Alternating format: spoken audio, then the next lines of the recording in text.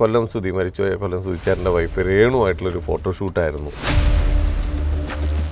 ഞങ്ങളുടെ സുധിച്ചേട്ടൻ്റെ ഭാര്യയെ തന്നെ നിനക്ക് കല്യാണം കഴിക്കണമായിരുന്നു, വേറെ ആരെയും കിട്ടിയില്ലേ വിവാഹം കഴിക്കാൻ, അല്ലെങ്കിൽ ഇങ്ങനെ ഒരു എന്താ പറയുന്നത് ഒരു ക്യാപ്ഷൻ ഇട്ടിട്ട് വേണമായിരുന്നോ നിങ്ങൾക്ക്? ആ ക്യാപ്ഷൻ എന്തായിരുന്നു?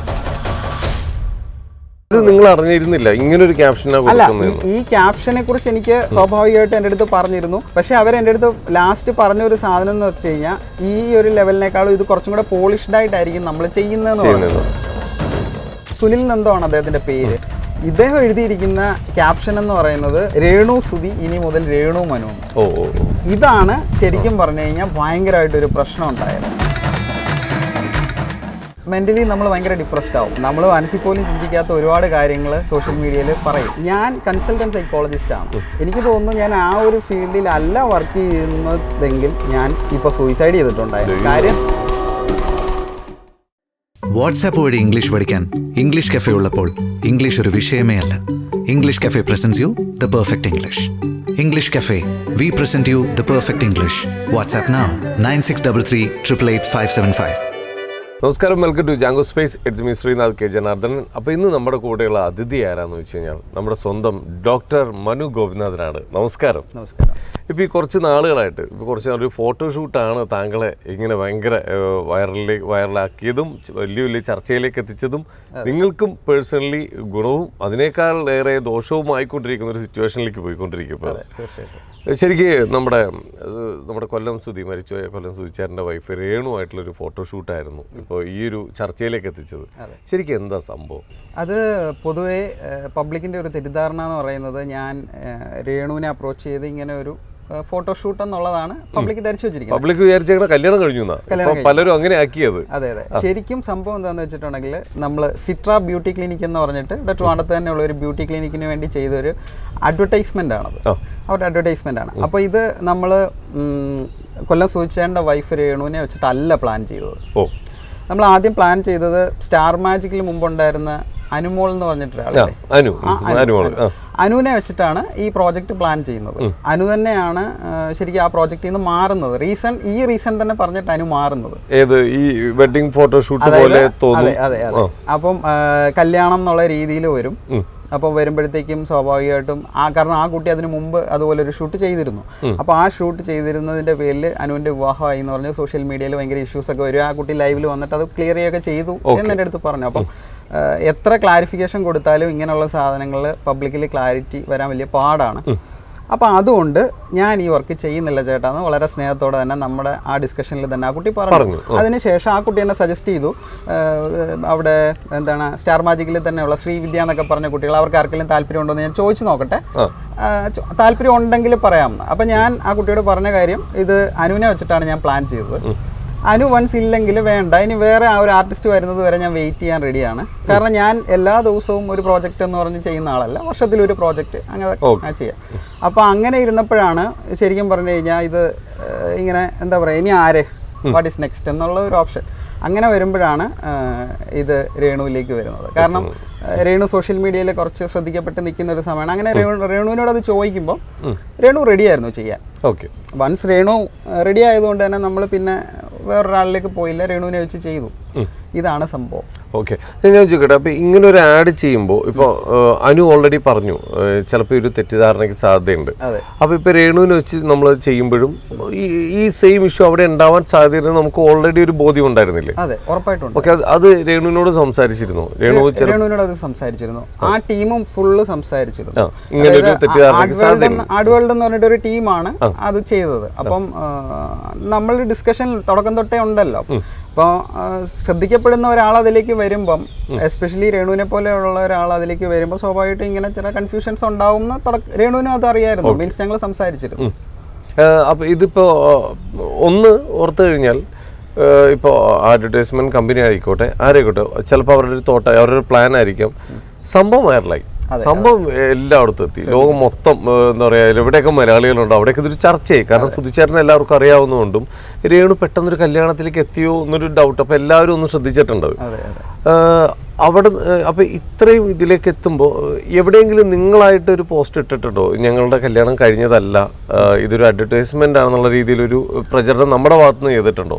അതായത് ഓൾറെഡി ഈ പോസ്റ്റ് അല്ലെങ്കിൽ ഇങ്ങനത്തെ കാര്യങ്ങൾ ചെയ്ത സമയത്ത് ഞാൻ അവിടെ ചെയ്ത, അതായത് ഓൾറെഡി ഇങ്ങനെ ഒരു കൺഫ്യൂഷൻ ഉണ്ടായിരുന്നു, ഇതെങ്ങനെ ചെയ്യണം, അല്ലെങ്കിൽ എങ്ങനെ നമ്മൾ ഫോട്ടോസ് മാത്രമായിട്ട് ഇടണോ, അല്ലെങ്കിൽ എന്തെങ്കിലും ക്യാപ്ഷൻ വേണോ, അങ്ങനെയൊക്കെയുള്ള കൺഫ്യൂഷൻ ഉണ്ടായിരുന്നു. അപ്പം ഞാൻ നമ്മുടെ ടീമിൻ്റെ അടുത്ത് പറഞ്ഞൊരു കാര്യം എന്ന് പറഞ്ഞു കഴിഞ്ഞാൽ, നിങ്ങൾ എൻ്റെ നമ്പർ അതിൽ വെക്കണം.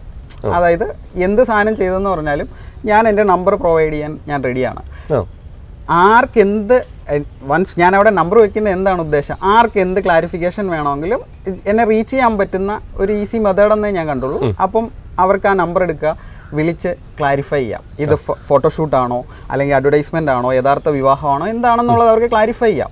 പക്ഷേ ഇവിടെ റിയാക്ഷൻ വീഡിയോസ് ചെയ്തിട്ടുള്ള ഒരുപാട് പേരെ ഞാൻ കണ്ടു. ഈ സെയിം കണ്ടന്റ് എടുത്ത് വെച്ച് ഒരുപാട് കുറ്റങ്ങളും കുറവുകളും പറഞ്ഞ് റിയാക്ഷൻ വീഡിയോസ് ചെയ്ത ഒരുപാട് പേരെ ഞാൻ കണ്ടു. ഒരൊറ്റ ആൾ പോലും അവരെ എൻ്റെ പേജ് കിടക്കുന്ന, അല്ലെങ്കിൽ ഞാൻ എൻ്റെ പ്രൊഫൈലിൽ എന്താണോ ഹൈലൈറ്റ് ആയി കിടക്കുന്ന ഈ സാധനമെല്ലാം ഇവർ വായിച്ചിട്ടുണ്ട് ഇതിനകത്ത്. അതായത് അവരുടെ വീഡിയോയുടെ ലെങ്ത് കൂട്ടാൻ വേണ്ടി അവർ വായിച്ചിട്ടുണ്ട്. എന്നിട്ട് ലാസ്റ്റിൽ പറയുന്നുണ്ട് എന്ന് സ്നേഹപൂർവ്വം അല്ല നമ്പറും കൊടുത്തിട്ടുണ്ട്.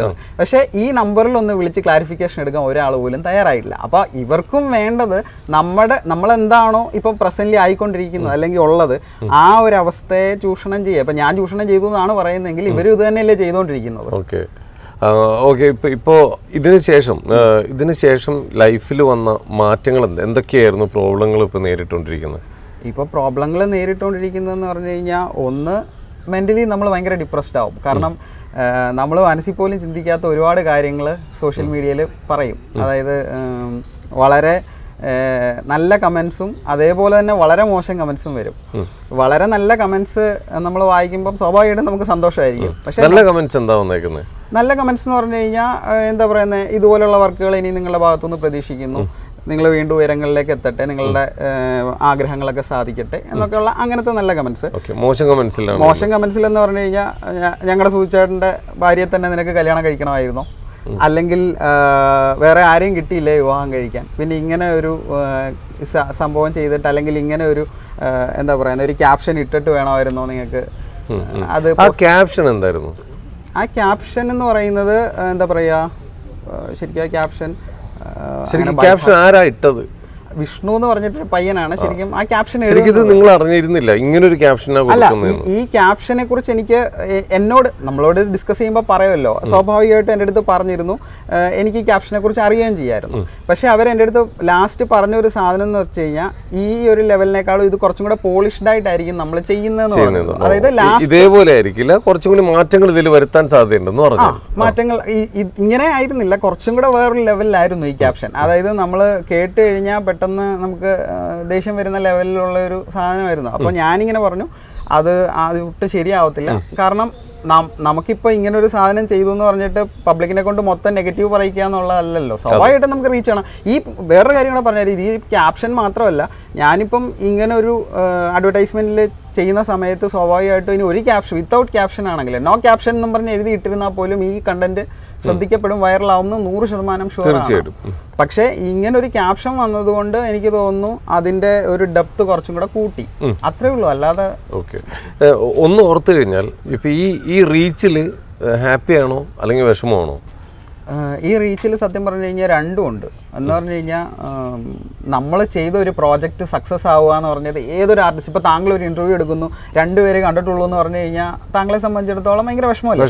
അതേസമയം മില്യൺ വ്യൂസ് ഉണ്ടെന്ന് പറഞ്ഞു കഴിഞ്ഞാൽ സ്വാഭാവികമായിട്ടും സന്തോഷമാണ്. അപ്പം ആ തലത്തിൽ നോക്കിക്കഴിഞ്ഞാൽ 100% സന്തോഷമാണ് നമ്മൾ ചെയ്ത ഒരു പ്രോജക്റ്റ്. കാരണം അതുമായിട്ട് കണക്ട് ചെയ്ത് നമുക്ക് നാളെ വേറൊരു പ്രോജക്റ്റ് കിട്ടാനുള്ള ചാൻസസ് ഒക്കെ ഉണ്ട്. അപ്പം അതുകൊണ്ട് ആ തലത്തിൽ നോക്കുകയാണെന്നുണ്ടെങ്കിൽ സന്തോഷമാണ്. പക്ഷേ ഈ പറഞ്ഞതുപോലെ എന്താ പറയുക, നമുക്ക് പല നെഗറ്റീവ് കമൻസും കേൾക്കുമ്പം നമ്മളും മനുഷ്യരല്ലേ, സ്വാഭാവികമായിട്ടും നമ്മളെന്ത് ചെയ്താന്ന് നമ്മളിപ്പോൾ എന്ത് ചെയ്തെന്ന് പറഞ്ഞാലും നമ്മളിതൊക്കെ വായിക്കുമ്പോൾ നമുക്ക് എല്ലാ കമൻസൊന്നും ഞാൻ വായിക്കാൻ നിൽക്കാറില്ല. തുടക്കത്തിൽ കുറച്ച് കമൻസൊക്കെ വായിച്ചപ്പോൾ തന്നെ തകർന്നടിഞ്ഞിട്ട് ഞാൻ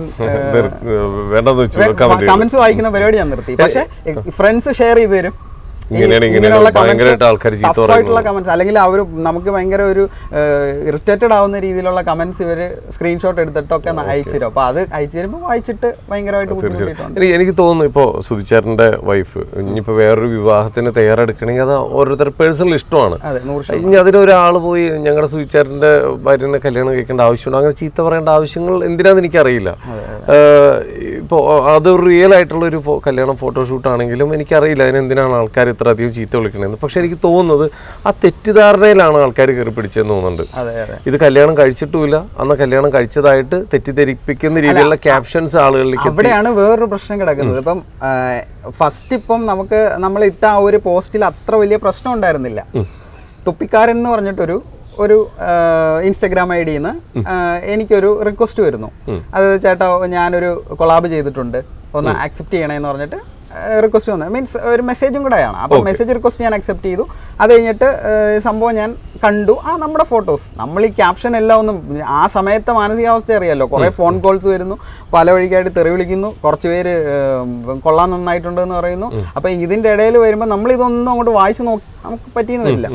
സ്വാഭാവികമായിട്ടും ഇത് അക്സെപ്റ്റ് ചെയ്തു. ഇതിന് ശേഷം നടന്ന സംഭവം എന്ന് വെച്ച് കഴിഞ്ഞാൽ ക്യാപ്ഷൻസ് നോക്കിയായിരുന്നു ഇത് അക്സെപ്റ്റ് ചെയ്യുമ്പോൾ. ഈ ക്യാപ്ഷൻസ് നോക്കിയില്ല, കാരണം ഫോട്ടോസ് അല്ലേ ഇതിന്റെ അടിയിൽ വരുന്ന സാധനം. നമ്മൾ അങ്ങനെ ആ കൊളാബിൽ അതുവരെ പ്രശ്നങ്ങളൊന്നും ഇല്ല, അതുവരെ പ്രശ്നങ്ങളുണ്ട്. ഇതിന്റെ അടിയിൽ വരുന്ന കമന്റ്സിന് അത്ര വലിയ പ്രശ്നങ്ങളൊന്നുമില്ല. പക്ഷെ ഇദ്ദേഹം എഴുതിയിട്ടിരിക്കുന്ന സുനിൽ നന്ദമാണ് അദ്ദേഹത്തിന്റെ പേര്. ഇദ്ദേഹം എഴുതിയിരിക്കുന്ന ക്യാപ്ഷൻ എന്ന് പറയുന്നത് രേണു സുധി ഇനി മുതൽ രേണു മനു എന്ന്.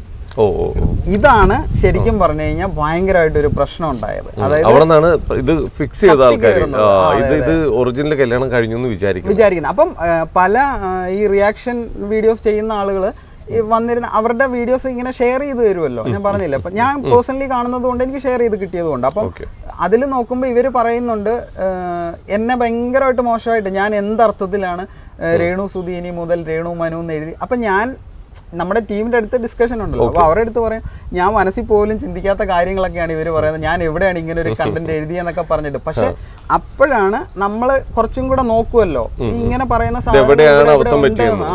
അങ്ങനെ നോക്കുമ്പോഴാണ് ഇതിലാണ് ഈ സാധനം കിടക്കുന്നത്. തന്നെ കാരണം കൊളാബ് ചെയ്തേക്കുന്നതുകൊണ്ട് എൻ്റെ പേജിലും രേണുവിന്റെ പേജിലും ഇത് വരും. അപ്പൊ ഇവര് പറയുന്നത് എന്താണെന്ന് വെച്ച് കഴിഞ്ഞാൽ ഞങ്ങൾ രണ്ടുപേരും ചെയ്തിരിക്കുന്നു എന്നുള്ളതാണ്. രേണുവും ഒരു പക്ഷേ ഈ പറഞ്ഞ അവര് നാടകമൊക്കെ ചെയ്യുന്നതല്ലേ, അപ്പൊ ഡേ ടൈമിലായിരിക്കും അവർ ഉറങ്ങുന്നത്, നൈറ്റിൽ അങ്ങനെ. അപ്പം ബിസിയാണ്. അപ്പൊ ചിലപ്പോൾ അവരും അത് വായിച്ചിട്ടുണ്ടാവില്ല ഈ ഒരു സാധനം. പക്ഷെ കൊളാബ് വരുമ്പോഴത്തേക്കും നമ്മളോട്ടൊരു സ്നേഹമില്ലാത്ത ഒരാൾ അല്ലെങ്കിൽ നമ്മളെ ഇറിറ്റേറ്റ് ചെയ്യുന്ന സാധനം വെച്ച് നമുക്കാരും കൊളാബ് ചെയ്യാൻ വരത്തില്ല. അപ്പൊ അങ്ങനെ വന്ന ഒരു പ്രശ്നമാണ് ശരിക്കും. ഇത് ഭയങ്കരമായിട്ട് അങ്ങോട്ട് കത്തിച്ചു. പക്ഷെ അതിനടിയിൽ അദ്ദേഹം എഴുതി വെച്ചിരിക്കുന്നത് പിന്നീട് വായിച്ചു നോക്കുമ്പോൾ വളരെ പോസിറ്റീവായിട്ടാണ്. കല്യാണം കഴിക്കണമെങ്കിൽ അത് അവരുടെ ഇഷ്ടമല്ലേ, ഫോട്ടോഷൂട്ടോ ഇതൊക്കെ ചെയ്യുന്ന അവരുടെ ഇഷ്ടമല്ലേ, ഇവരൊന്നും ചെയ്യാതെ വീട്ടിൽ ഇരുന്ന് കഴിഞ്ഞാൽ ആരെങ്കിലും കൊണ്ട് ചെലവിന് കൊടുക്കും, ഇങ്ങനെ കുറെ കാര്യങ്ങൾ ചോദിക്കുന്നുണ്ട്. പക്ഷേ ഈ ഫസ്റ്റ് സാധനം എഴുതി വെച്ചേക്കുന്നതാണ് ഈ പ്രശ്നം ഉണ്ടാക്കിയത്. ശരിക്കും പറഞ്ഞാൽ ഇപ്പോൾ ഇതൊരു ക്രിയേറ്റിവിറ്റിയാണ്, ഇതൊരു ആഡ് ആണെന്ന് പറയുമ്പോൾ ഇതൊരു ക്രിയേറ്റിവിറ്റിയാണ്. ആ ക്രിയേറ്റിവിറ്റിനെ വേറെ രീതിയിൽ വളച്ചൊടിക്കുന്നതാണ് ഇത്രയും വിഷയങ്ങൾക്കൊരു തുടക്കം. ഒന്ന് ഓർത്ത് കഴിഞ്ഞാൽ എവിടെയോ നമുക്കും ഒരു അശ്രദ്ധ പറ്റിയിട്ടുണ്ട്. കാരണം നമ്മുടെ പേജിലേക്ക് വന്നൊരു കൊളാബ് അതെന്താണെന്ന് വ്യക്തമായിട്ട് നോക്കാതെ ആക്സെപ്റ്റ് ചെയ്തതിൻ്റെ ഒരു പ്രശ്നവും അതിൽ വന്നിട്ടുണ്ട്.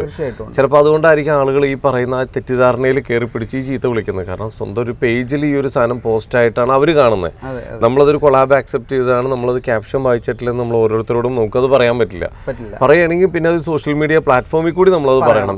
അത് എനിക്കൊരു അബദ്ധം പറ്റിയാണ്, അങ്ങനെ എപ്പോഴെങ്കിലും പറഞ്ഞിട്ടുണ്ടായിരുന്നു?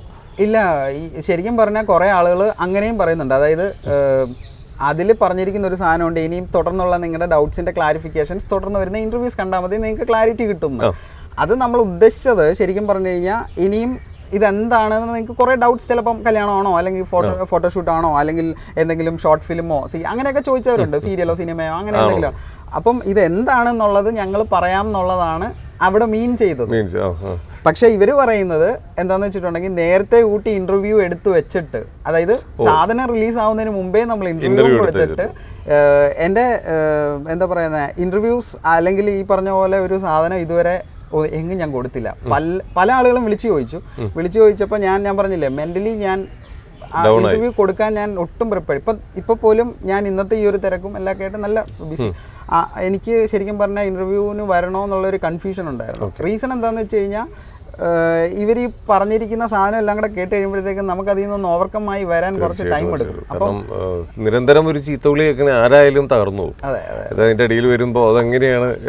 അല്ല ഇപ്പം ഈ ഞാൻ പറഞ്ഞില്ല നമ്പർ കൊടുത്തിട്ടുണ്ടായിരുന്നു. ക്ലാരിറ്റി വേണ്ടവർക്കല്ലേ ക്ലാരിഫിക്കേഷൻ വേണ്ടവർക്ക് നമ്പർ വിളിച്ച് ചോദിക്കാം. ഇനി അടുത്തൊരു സാധനം എന്ന് പറഞ്ഞു കഴിഞ്ഞാൽ ഇങ്ങനത്തെ ഒരു ഇപ്പം എനിക്ക് ഒരു ഓപ്പർച്യൂണിറ്റി വരുമ്പോൾ ഞാനത് ചെയ്യുന്നില്ല എന്ന് പറയേണ്ട ആവശ്യം, കാരണം ഞാൻ പറഞ്ഞില്ലേ സിനിമയാണ് ഞാൻ ആഗ്രഹിക്കുന്നത്. അപ്പം അതിലോട്ട് എത്തിപ്പെടാൻ നമുക്ക് ഇന്ന് ഉള്ള ഒരു സോഴ്സ് ഇതൊക്കെ തന്നെയാണ്. ഇപ്പോഴത്തെ നമ്മുടെ കത്തി നിൽക്കുന്ന സൂപ്പർ സ്റ്റാർ മമ്മൂക്ക പോലും ജൂനിയർ ആർട്ടിസ്റ്റ് ആയിട്ടല്ലേ വന്നത്. അദ്ദേഹം തുടക്കത്തിൽ അദ്ദേഹം ജൂനിയർ ആർട്ടിസ്റ്റ് ആയിട്ടാണ് വന്നത്, നായകനായിട്ടോ വില്ലനായിട്ടോ ഒന്നും അല്ല വന്നത്. അപ്പം അന്ന് അദ്ദേഹം ആ ജൂനിയർ ആർട്ടിസ്റ്റായിട്ട് വരാൻ ഒരു പക്ഷേ അദ്ദേഹം ചിന്തിച്ചിട്ടുണ്ടാവുന്നത് ദൂരെ നിന്ന് സിനിമ കാണുന്നതിനേക്കാളും അവിടോട്ട് ചെന്നെത്തുക, അവിടെ അതിലേക്കൊന്ന് കണക്റ്റ് ആവുക എന്നുള്ളതായിരിക്കും ഒരു പക്ഷേ അദ്ദേഹം, പിന്നെ അദ്ദേഹത്തിൻ്റെ ടാലൻറ്റും എല്ലാം കാണിക്കാം എന്നുള്ളതായിരിക്കും അദ്ദേഹം ഉദ്ദേശിച്ചത്. അപ്പം അതേപോലെ തന്നെ നാളെ ഒരു സമയത്ത് ഞാൻ സിനിമയ്ക്ക് വേണ്ടി ട്രൈ ചെയ്യാഞ്ഞിട്ടാണ് എനിക്ക് സിനിമ കിട്ടാഞ്ഞതെന്ന് എനിക്കൊരു വിഷമം വരാതിരിക്കാൻ വേണ്ടിയാണ് ഞാനിപ്പോൾ ശ്രമിച്ചത്. ഓക്കെ, അപ്പോൾ ശരിക്കും എല്ലാത്തിൻ്റെയും ബാക്കിൽ നമുക്ക് വേണ്ട ഒരു റീച്ച് തന്നെയാണ്. തീർച്ചയായും സിനിമയിലേക്ക് എത്തണമെങ്കിൽ ഇപ്പോൾ ഡോക്ടറെ ഞാൻ ഇൻ്റർവ്യൂ ചെയ്യാൻ കാരണം ആ ഒരു റീച്ചിൻ്റെ ബലത്തിലാണ്. അപ്പോൾ ഒരു സൈഡിൽ ഇപ്പോഴും ഒരു ക്ലാരിഫൈ ചെയ്യാത്തൊരു കാര്യം ഞാൻ ഡോക്ടറോട് ചോദിക്കുന്നത്, ഒന്നോർത്ത് കഴിഞ്ഞാൽ ആ റീച്ച് നമുക്കൊരു വളമായിട്ടുണ്ട്. അപ്പോൾ ഈ ആളുകൾ ചീത്ത വിളിക്കാതിരിക്കുന്നത് എന്തോ ആയിക്കോട്ടെ, ആ റീച്ച് എന്നെ സംബന്ധിച്ചിടത്തോളം എനിക്കൊരു വളമായിട്ടുണ്ടെന്ന് നമുക്ക് ഒരു ബോധ്യമുണ്ട്. അല്ലെങ്കിൽ ഇത് ഭയങ്കരമായിട്ട് ഇത് പ്രശ്നമാവുന്നുണ്ട്, എനിക്ക് ആ റീച്ച് അല്ല, ഇതൊരു ഫോട്ടോഷൂട്ടാണ്, ഇതൊരു അബദ്ധമാണെന്നുണ്ടെങ്കിൽ അങ്ങനെ ആയിരുന്നെങ്കിൽ വേണമെങ്കിൽ ഡോക്ടർക്ക് തന്നെ ലൈവിൽ വന്നിട്ട് പറയായിരുന്നു, ആ കോൺടാക്റ്റിലൊന്നും വിളിക്കേണ്ട ഉള്ള കാര്യം ഞാൻ തുറന്നു പറയാം, ഇതായിരുന്നു സംഭവം, ഇതൊരു ഫോട്ടോഷൂട്ടായിരുന്നു, നിങ്ങൾ ദൈവത്തോർത്ത് വേറെ രീതിയിൽ വളച്ചൊടിക്കല്ലേ എന്ന് പറയാവുന്ന ഒരു ഓപ്ഷൻ നമുക്ക് അവിടെ കിടപ്പുണ്ട്. പക്ഷെ നമ്മൾ അങ്ങനെ ചെയ്തിട്ടില്ല, നമ്മൾ ഇതുവരെയായിട്ടും ശരിയില്ല.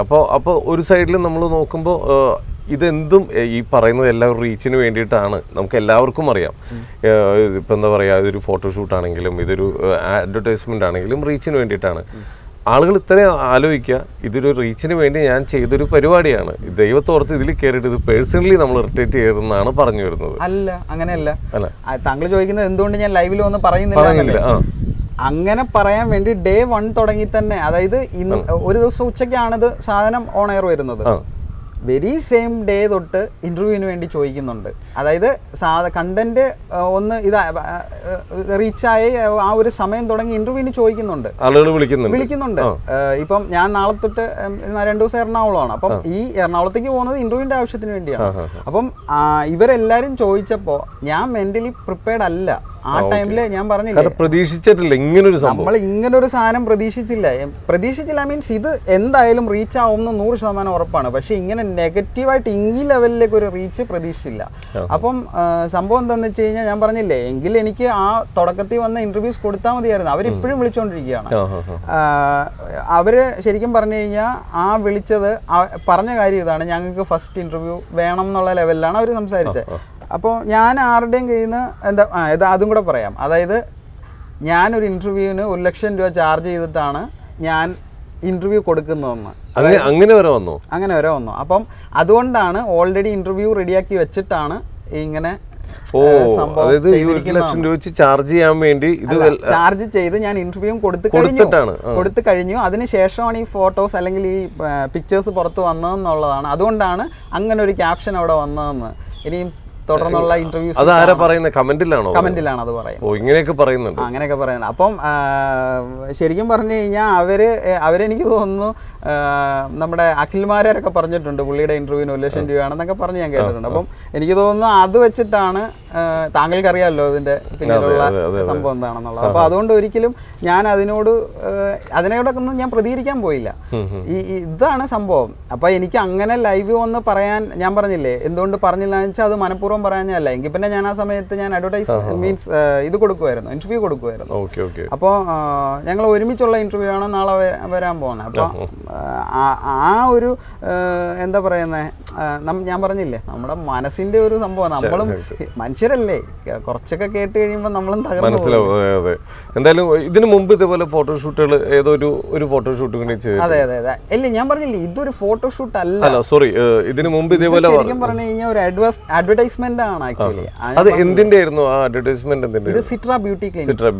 ബ്യൂട്ടി ക്ലിനിക്കിന് ഒരിക്കലും അവർക്ക് ഈ പറഞ്ഞതുപോലെ എന്താ പറയുന്നത്, നമുക്ക് വേറൊരു തരത്തില്, കാരണം അവരുടെ ഫോക്കസ് എന്ന് പറയുന്നത് കൂടുതൽ ബ്രൈറ്റ്സ് അവരിലേക്ക് എത്തുക, അങ്ങനെയുള്ളതാണല്ലോ അവരുടെ ആവശ്യം. അപ്പം അത് പോസ്റ്റ് ചെയ്തിട്ടുണ്ടോ അവരുടെ പേജിൽ? അവരുടെ പേജിൽ പോസ്റ്റ് ചെയ്തിട്ടുണ്ടോ എന്ന് എനിക്ക് ചെയ്തിട്ടുണ്ടെന്നാ പറഞ്ഞു. ഞാൻ അവരുടെ പേജിലൊന്നും കയറി നോക്കിയില്ല.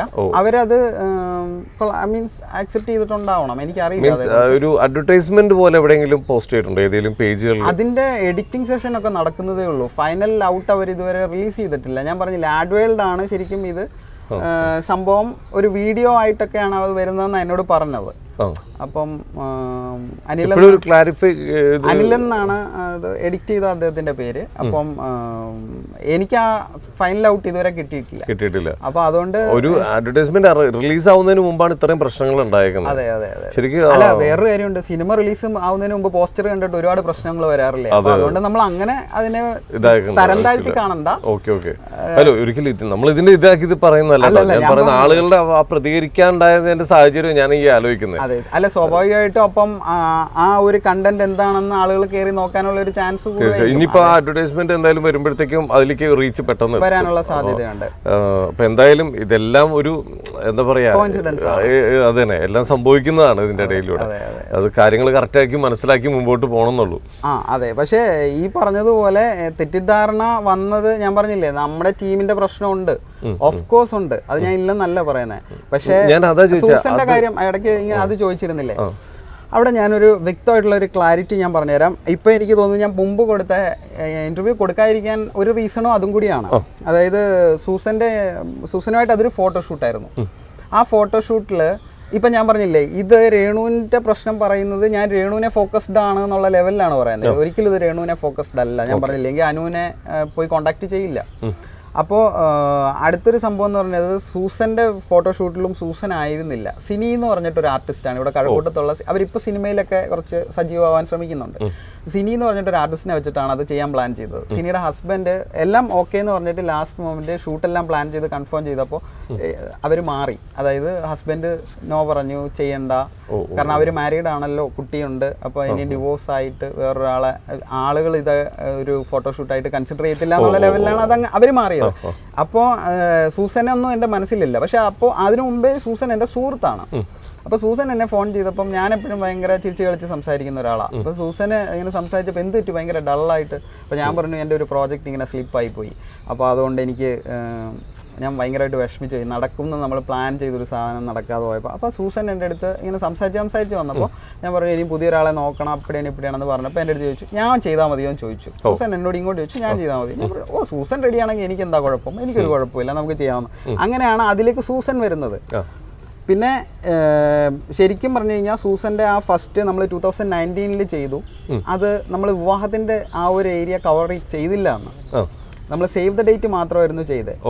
അതിൽ ശരിക്കും പറഞ്ഞാൽ സേവ് ദ ഡേറ്റ് ഭയങ്കരമായിട്ട് റീച്ചായി ഇങ്ങനെ ഒരു പബ്ലിസിറ്റി എല്ലാം വന്നതിന് ശേഷം പിന്നെ 2020 നവംബറിൽ എന്തോ ആണ് 2019 അത് ചെയ്യുന്നത്. 2020 ആയപ്പോഴത്തേക്കും സൂസൻ നമ്മളിങ്ങനെ സംസാരിക്കുമല്ലോ, ഈ സാധനങ്ങൾ ഇങ്ങനെ സംസാരിച്ച് വന്നപ്പോൾ സൂസൻ എൻ്റെ അടുത്ത് പറഞ്ഞു, ആ സമയത്ത് സൂസൻ്റെ കല്യാണം കഴിഞ്ഞിട്ടില്ല, അപ്പോൾ എൻ്റെ വിവാഹം നടക്കുമെന്ന് എനിക്കറിയില്ല, എനിക്ക് എന്നെ വിവാഹ വേഷത്തിൽ കാണണം എന്നൊരാഗ്രഹമുണ്ട്, നമുക്ക് മറ്റേ ആ ഒഴിവാക്കിയ സാധനം ചെയ്യാമെന്ന് എൻ്റെ അടുത്ത് ചോദിച്ചു. അപ്പം ഞാൻ പറഞ്ഞു സൂസൻ വൺസ് റെഡി ആണെങ്കിൽ ഞാൻ ചെയ്യാൻ റെഡിയാണെന്ന് പറഞ്ഞിട്ടാണ് നമ്മൾ അത് ചെയ്യുന്നത്.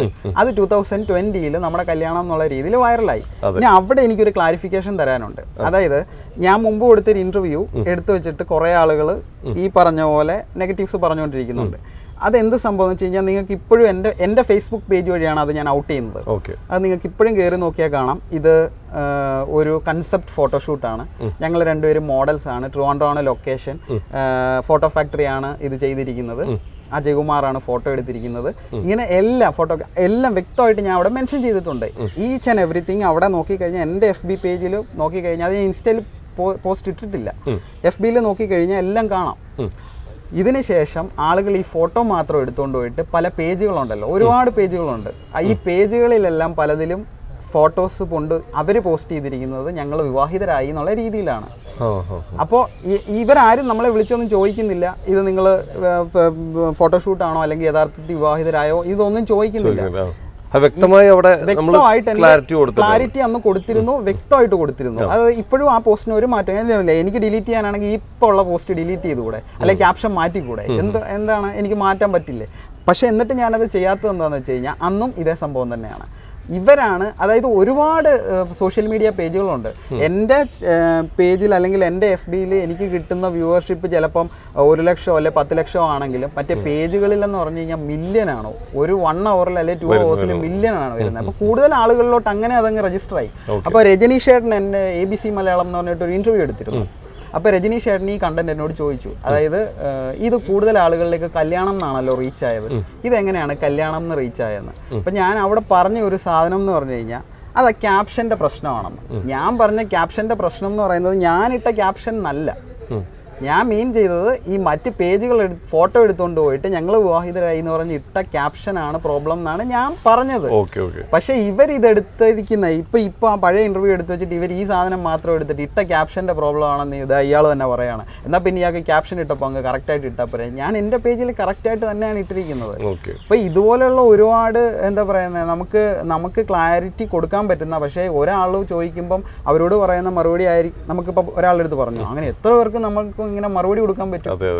തെറ്റിദ്ധാരണകളാണ് എല്ലായിടത്തും ഈ പ്രശ്നങ്ങൾ. തെറ്റിദ്ധാരണകളാണ് പ്രശ്നം. പിന്നെ സൂസനെ സംബന്ധിച്ചിടത്തോളം സൂസന് കോയമ്പത്തൂർ ഗംഗ ഹോസ്പിറ്റലിൽ ഫ്രീ ആയിട്ട് സർജറി ഓഫർ ചെയ്തു, പ്ലാസ്റ്റിക് സർജറി ഓഫർ ചെയ്തു.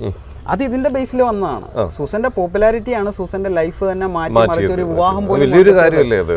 അങ്ങനത്തെ ഒരുപാട് പോസിറ്റീവ്സ് അവിടെ വന്നിട്ടുണ്ട്. പക്ഷെ ഇപ്പോഴും സൂസനെ ഇതിലേക്ക് എന്തിനാ വലിച്ചിഴക്കുന്നതെന്ന് എനിക്ക് മനസ്സിലാവുന്നില്ല. അവര് നന്നായിട്ട് ഒരു ഫാമിലി ലൈഫ് ലീഡ് ചെയ്തുകൊണ്ട് ഇപ്പോഴും എൻ്റെ സുഹൃത്താണ്, ഇത് കണ്ടിട്ട് എൻ്റെ അടുത്ത് വിളിച്ചിട്ട് വളരെ നന്നായിട്ടുണ്ട് എന്ന് പറഞ്ഞിട്ട് അഭിപ്രായം പറയുകയും ചെയ്തു. അപ്പം അങ്ങനെയുള്ള ഒരാളെ ഇതിലോട്ട് വലിച്ചിഴക്കുന്നത് എന്തിനാണ്? അത് ഇതാണ് അതിന്റെ ഒരു ക്ലാരിറ്റി എന്ന് പറയുന്നത്.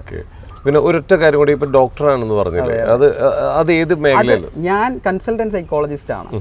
അതായത് എന്താ പറയുന്നത്, മനഃശാസ്ത്രജ്ഞൻ നമ്മൾ പറയില്ലേ, ഞാനൊരു കൺസൾട്ടന്റ് സൈക്കോളജിസ്റ്റ് ആയിട്ട് പ്രാക്ടീസ് ചെയ്യുന്നത് ഒരു എന്താ പറയുന്നത്, പബ്ലിക്കിനെ സംബന്ധിച്ചിടത്തോളം അവർക്ക് അവരുടെ മൈൻഡിനുള്ള പ്രശ്നങ്ങൾ ക്ലിയർ ചെയ്യാന്നുള്ളതാണ്.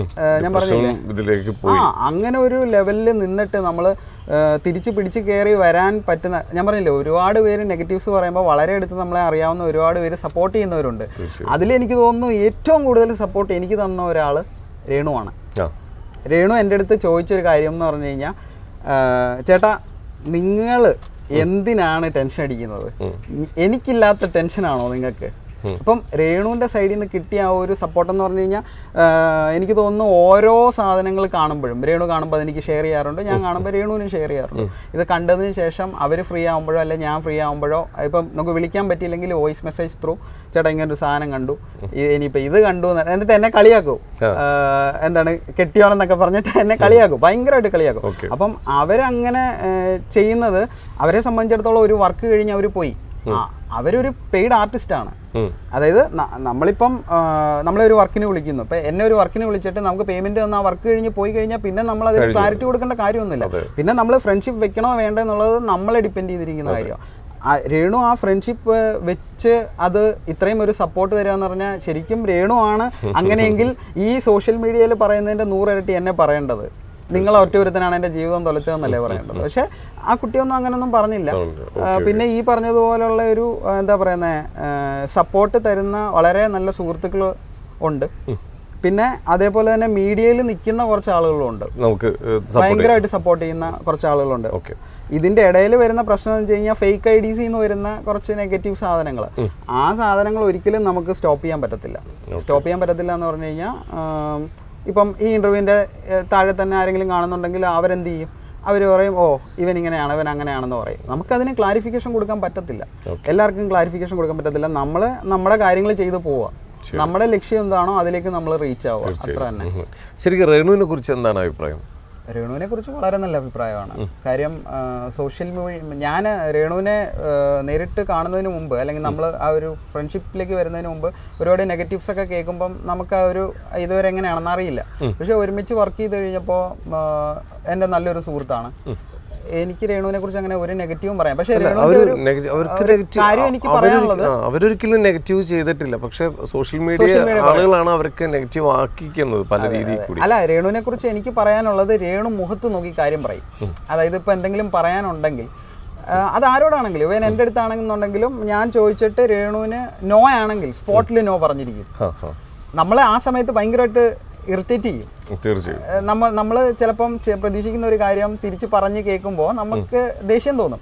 പക്ഷെ ആ കുട്ടിയെ മോൾഡ് ചെയ്യപ്പെട്ടത് അങ്ങനെയാണ്. അതായത് ഒരുപാട് ആളുകൾ അതിനെ എന്താ പറയുന്നത് പലതരത്തിൽ മിസ്യൂസ് ചെയ്യും. Misuse in the sense sexual abuse ഒന്നും അല്ല ഞാൻ പറയുന്നത്. പലതരത്തിൽ അവരെ മാർക്കറ്റ് ചെയ്ത് പ്രോഫിറ്റ് ഉണ്ടാക്കാൻ വേണ്ടി ശ്രമിക്കുന്ന ഒരുപാട് ആളുകളുണ്ട്. അപ്പം അവരെ സംബന്ധിച്ചിടത്തോളം പിന്നെ വേറൊരു കാര്യം കൂടെ ഞാൻ പറയാം. ആ കുട്ടിയെ സംബന്ധിച്ചിടത്തോളം ഇതാണ് അതിന്റെ ഇൻകം സോഴ്സ്.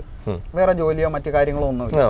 നാടകവും പരിപാടികളൊക്കെ ആയിട്ട് ഇങ്ങനെ മുമ്പോട്ട് പോകുന്നത് ശരിക്കും പറഞ്ഞാൽ ഇപ്പോൾ ഒരു കല്യാണം, ഒരു ഹസ്ബൻഡ് മരിച്ച ഒരു സ്ത്രീക്ക് ഇങ്ങനെയുള്ളൊരു ഫോട്ടോഷൂട്ടുകൾ പരിപാടികളൊന്നും ചെയ്യാൻ പാടില്ല എന്നാണോ ശരിക്കും നമ്മുടെ ഈ സമൂഹം ഇപ്പോൾ പറയുന്നത്?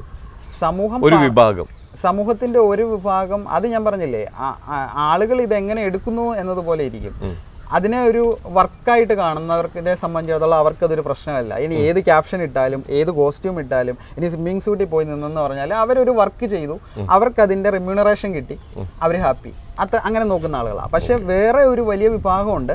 അത് എനിക്ക് തോന്നുന്നു മീഡിയക്ക് വേണ്ടിയൊക്കെ ശ്രമിച്ചിട്ട് കിട്ടാത്ത കുറച്ച് ആളുകളുണ്ട്. അതായത് ഭയങ്കരമായിട്ട്